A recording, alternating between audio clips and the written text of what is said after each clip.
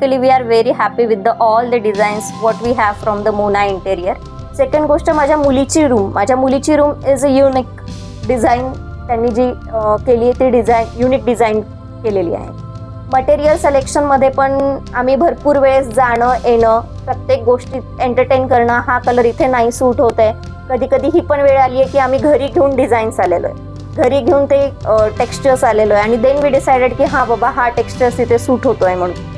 म्हणजे कोणतीही गोष्ट प्रॉम्प्टनेस हा पण एक मी सांगू शकते की सर इथे सरांची विजिट ही दर 2-3 दिवसाला साईटवर असायची आणि त्यानंतर की आम्हाला हे आवडत नाहीये ते आवडत नाहीये सर त्याही गोष्टीला एंटरटेन करत होते.